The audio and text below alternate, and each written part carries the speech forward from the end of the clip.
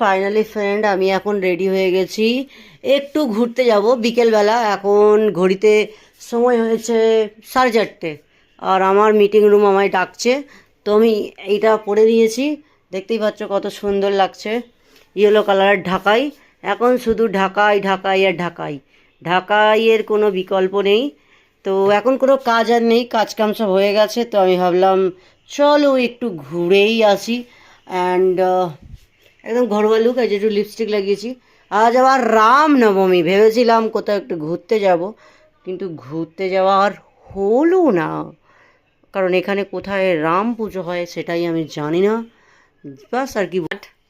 তো এবার আসছি, কি বলবো, এই দেখো এরকম করে পরে নিয়েছি। এখন আমার কাছে ঢাকাইয়ের কালেকশন অনেক আছে, শুধু ঢাকাই ঢাকাই আর ঢাকাই, শুধু ঢাকাই ঢাকাই। বাংলাদেশের মেয়ে তুই হেলা দুইলা জাস। ঢাকাই পরে পরে আমি এখন সুন্দরী ঢাকাই। তো যাই হোক, অবশ্যই জানাবেন কমেন্টে আমায় কেমন লাগছে। আমি জানি আমায় ভালো লাগছে।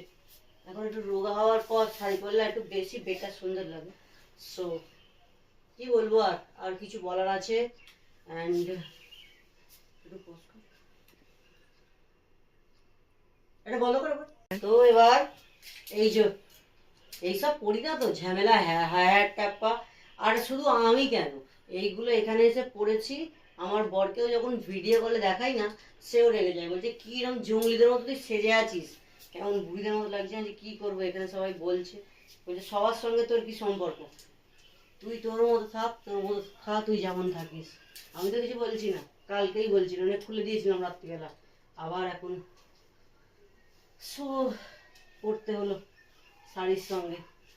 এই এক জ্বালা গ্রামের, এই এক জ্বালা, কি বলবো গ্রামের। কালকেও বকতে খুলে দিয়েছিলাম, আবার পড়েছি।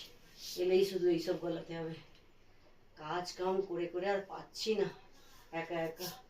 শাশুড়িটা এত তাড়াতাড়ি চলে গেল, কি বলবো আর, রাগ ধরছে, কিন্তু কিছু করতে পারবো না, বলতে পারবো না, খালি ওর দিকে তাকাতে পারবো।